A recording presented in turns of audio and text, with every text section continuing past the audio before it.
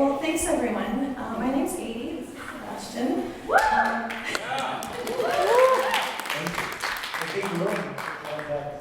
I'm the user experience lead at U of T Scarborough. Sebastian and I are members of a small web team with the IT department at U of T Scarborough, and our group maintains and ships updates to 80 odd websites that we have across our campus. Today we'll be walking you through a case study of our newest content type available to web content editors across the U of T Scarborough campus called Flex Pages. I want to acknowledge the rest of the web team and their help updating, rolling out, QAing, and shipping Flex Pages. And they're all here today, so you can say hi to Sally, Andrew, and Joseph.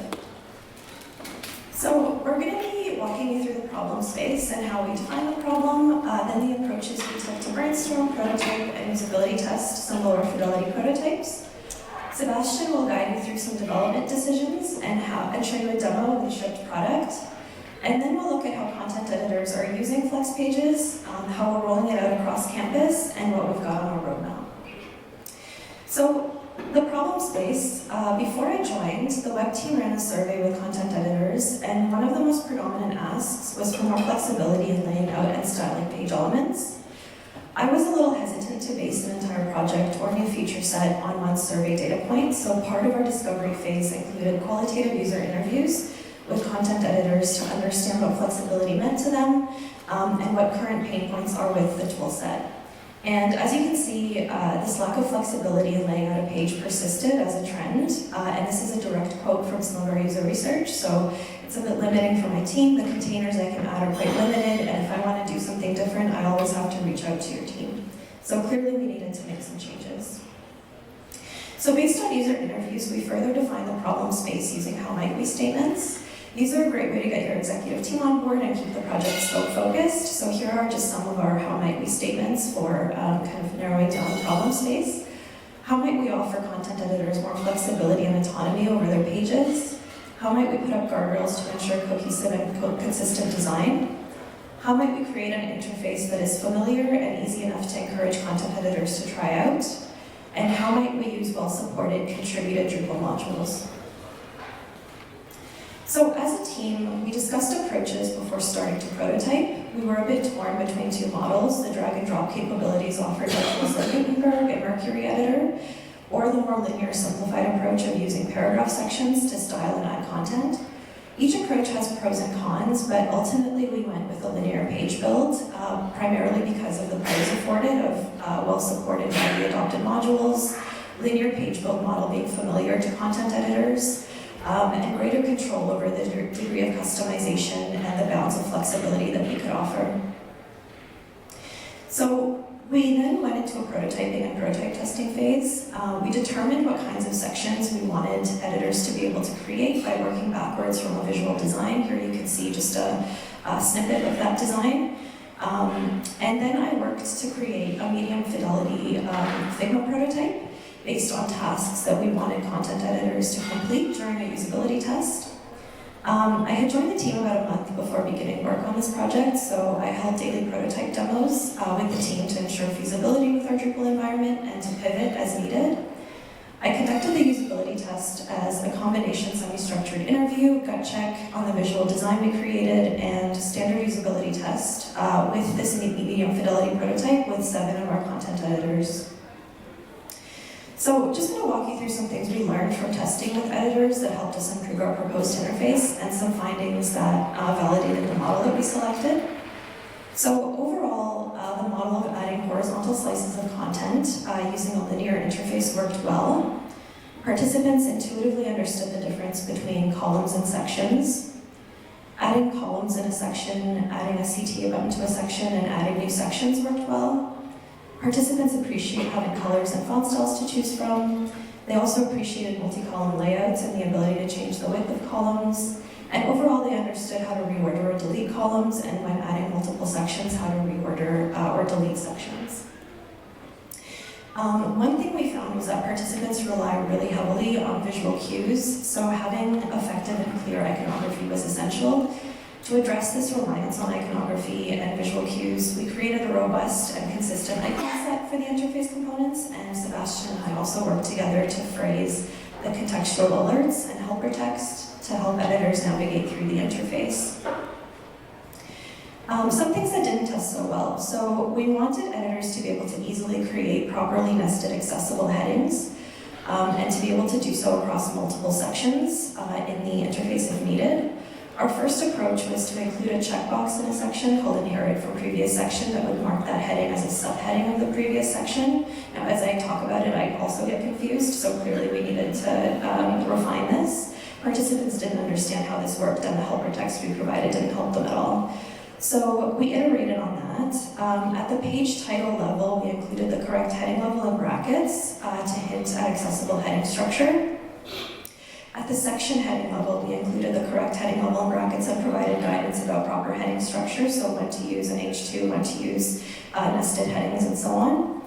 And at the subsection or text block level, we included all heading levels for additional flexibility and provided guidance and context about when it's appropriate to use each heading level.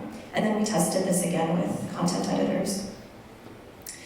Participants were confused about what option to choose when creating text-only sections. This was our initial take of how someone might create a new section and the options they have available to them. So based on this, we needed to rethink section type granularity and the iconography needed to accompany each section.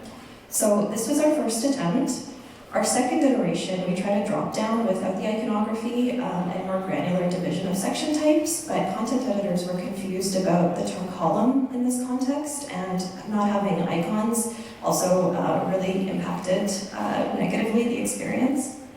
And then this is our final iteration of section selection. So we reintroduced clearer icons, we improved granularity of selection up front, also changed the order of a few things, so the sections that are more thematically linked together sit next to each other.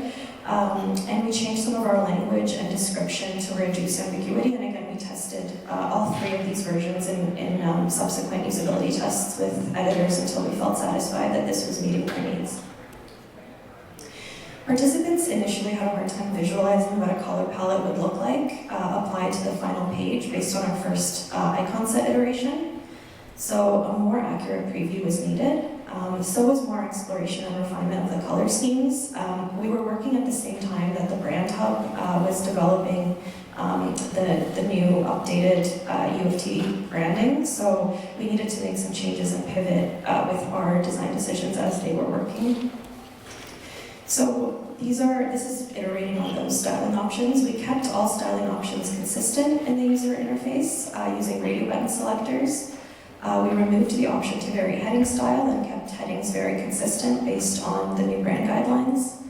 We included more accurate icons of what a section or block style variant would look like, and again did iterative usability testing to make sure that these icons worked for people. And we added icons to the column widths to provide visual representation along with labels, and included accurate previews of the button variants for people to select from. And now I'm going to hand it over to Sebastian to talk about the backend. Thank you, Adie, for some Drupal stuff.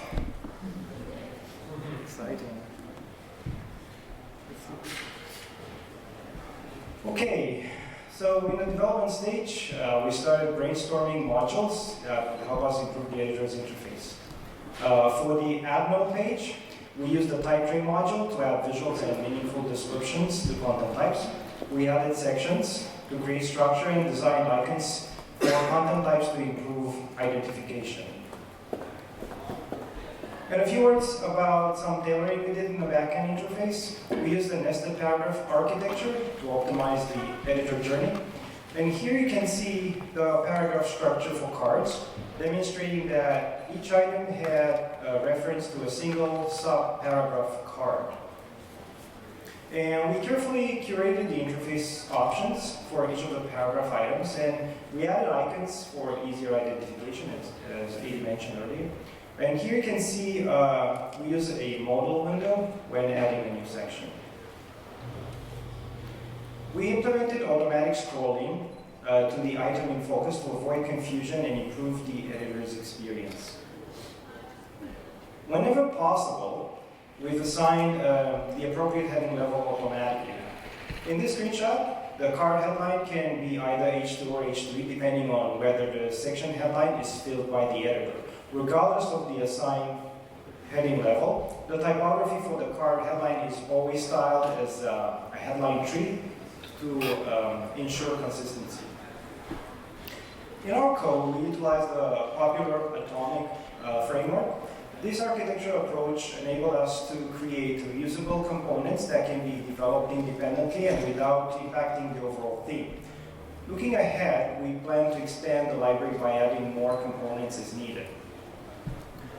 We use the UI patterns module for a more efficient component management. It supports implementing the atomic architecture and provides a preview page for components, further enhancing development of features in isolation and promoting code reusability. And now for a quick demo. Create a node, we click Add and choose Flex Pages. We fill the headline, then add a hero banner, which is a very large image at the top of the page. We upload and crop the image, then fill the alt text field. We then add a one-block section. This is a large WYSIWYG area that may include text, media, and so on. We've added a few styles, such as buttons or info blocks, to give editors more visual options. We then add a 3-column layout section and apply a gray background to it. We select the 3-flex block option, which allows for large content areas for each of the blocks.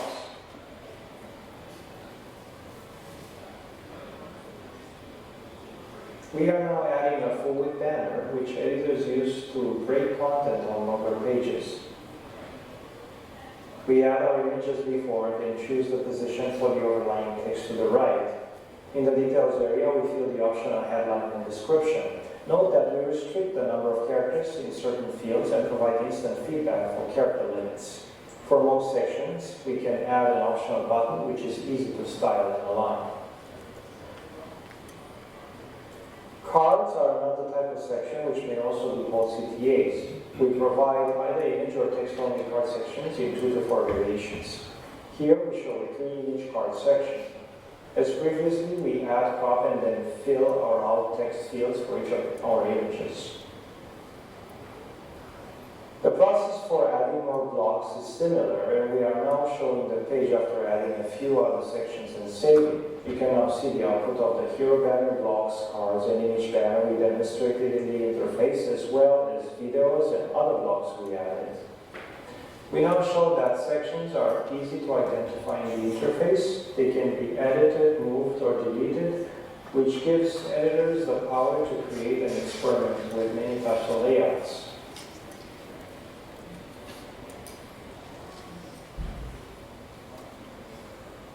After making changes, we can save and see our updated page. All right, so I'll hand over to Adie now. Thanks, Sebastian. So, the marketing team at U of T Scarborough, no?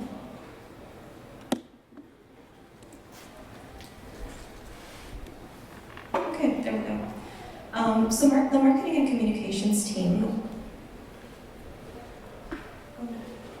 Is this playing there? Yeah.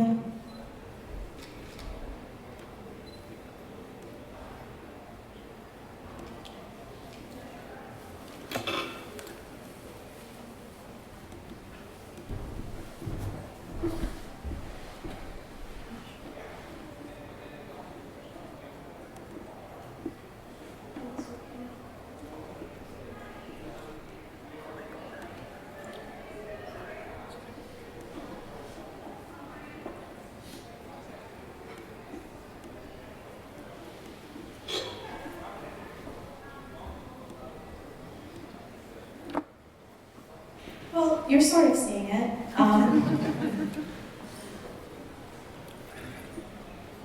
You get the gist of it. So the marketing and communications team started using Flex Pages, as you can see, to build out an entirely new site that addresses the user needs of prospective students while highlighting some of our biggest strengths as a campus and institution. They've hit the ground running, designing consistent and cohesive graphic elements and using Flex Page sections to really lay out their content well. So here you can see some of the work that they put into really showcasing the student experience and some of the ways that students can tailor their degrees at U of T Scarborough.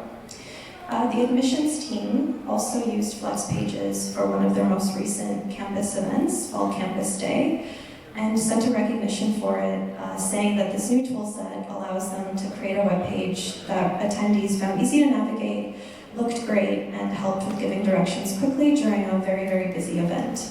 And that last page you saw was that Fall Campus Day.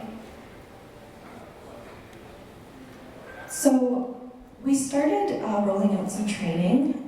This is because Flex Pages offer quite a lot more options and variation in what people can do with their content. So we wanted to make sure that we set editors up for success.